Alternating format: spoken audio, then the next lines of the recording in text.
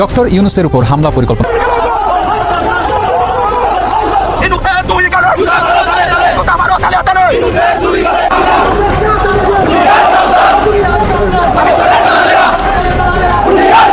Doctor Mohammad ইউনূসের এই সফরকে কেন্দ্র করে প্রবাসী আওয়ামী লীগের অবস্থান সবচেয়ে আক্রমণাত্মক। দলটির যুক্তরাজ্য শাখা ডক্টর ইউনূস কোথাও যেন স্বাভাবিকভাবে কার্যক্রম চালাতে না পারে।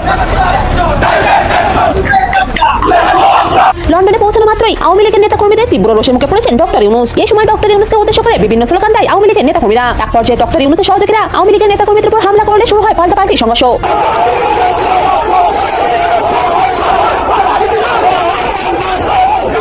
আওয়ামী লীগের নেতাকর্মীরা জানিয়েছে ডক্টর ইউনূস যে অবৈধ সরকার এবং ষড়যন্ত্রের মাধ্যমে ক্ষমতা এসেছে এ বিষয়ে স্মারকলিপি জমা দিয়েছে যুক্তরাষ্ট্রের প্রধানমন্ত্রীর কাছে। ডক্টর ইউনূসের স্থান লন্ডন আর ইউনূসকে অবৈধভাবে আমাদের এই বাংলাদেশে ডেকে বসেছে।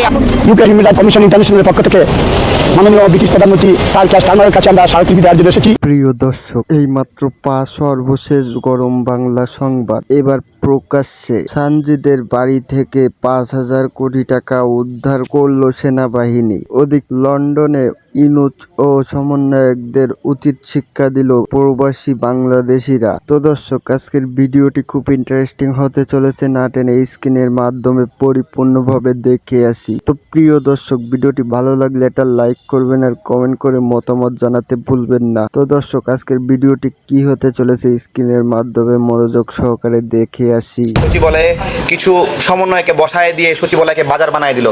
এটা তো একটা প্রাথমিক 9 মাসের পরীক্ষায় আমরা দেখলাম যে সচিবালয় কেন্দ্রিক কি অরাজকতা তৈরি করেছে, জেলা প্রশাসক কেন্দ্রিক কি অরাজকতা তৈরি করেছে, গরুর হাট ইজরা, বাজার নিয়ন্ত্রণ, বিভিন্ন কিছুতে কি অরাজকতা করেছে এটা আমরা সবই দেখেছি।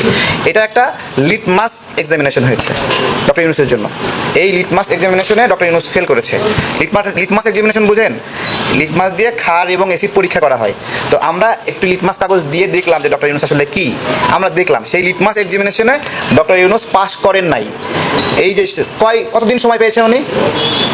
9 মাস 10 মাস। 3টা ইন্টারিম সরকারের সময় পেয়েছে।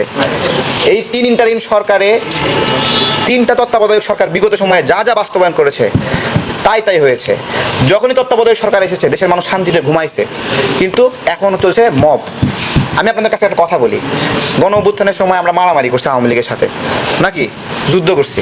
গণ অভ্যুত্থানের পরে আজকে 10 মাস পরেও আওয়ামী লীগের একটা কর্মী তার বাড়িতে গিয়ে এইভাবে মব সৃষ্টি করা, তার টাকা পয়সা ছিনতাই নেওয়ার যে একটা অপচেষ্টা, এটাকে সভ্যতা এবং বর্বরতা বলে? সভ্যতা বলে না বর্বরতা এটা বলেন? এটা কি উচিত নাকি? আমাদের কি বলে, গতকালকে ওই যে জাতীয় পার্টির জিএম কাদেরের বাড়িতে হামলা হচ্ছে, মব হচ্ছে। আপনাদের কাছে একটা প্রশ্ন করি, জিএম কাদেরের বাড়িতে হামলা করেছে নৈতিক জায়গা থেকে নাকি লুটপাট করার জন্য, ডাকাতি করার জন্য? বলেন তো, জাস্ট উদ্দেশ্যটা বলেন। তার বাড়িতে টাকা আছে, টাকাগুলো নিতে হবে, এছাড়া কোনো উদ্দেশ্য আছে বলেন? এছাড়া কোনো উদ্দেশ্য নাই। যেখানেই মব হচ্ছে এর পেছনে অর্থনৈতিক কারণ রয়েছে। গুলশানে 3 কোটি টাকার জন্য এই ইমামের সাবেক পুত্রবধূ যে ডিভোর্স দিয়েছে তার বাড়িতে গিয়ে হামলা করেছে। বলেন এগুলো কি অ্যাকসেপ্টেড? আমরা একটা লড়াই পার করেছি ভাই। আপনি সারাক্ষণ গাছের মাথায় উঠে থাকবেন, গাছের মাথা থেকে নামবেন না কখনো? আপনাকে রেস্ট নিতে হবে না? বাসায় গিয়ে ঘুমাতে হবে না? হ্যাঁ, আন্দোলন এটা তো কোনো কথা না। এই মবের বিরুদ্ধে আমাদের অবস্থান নিতে হবে। ডক্টর ইউনূসকে এই মব শাসন থেকে ফিরে আসতে হবে। তিনি যে তার সমন্বয়কদেরকে একচ্ছত্র আধিপত্য লুটপাটের সুযোগ দিয়েছেন, এইটা আমাদের জুলাই ঐক্য নষ্ট করেছে। এবং আমরা যারা রাজনৈতিক কর্মী আমাদের মনে লোভ সঞ্চার করেছেন, লোভের সঞ্চার হয়েছে। উনি নিজেও নিয়েছেন, সমন্বয়কদেরকে খাওয়ার একবারে পুরা মানে মেখে মাখামাখি।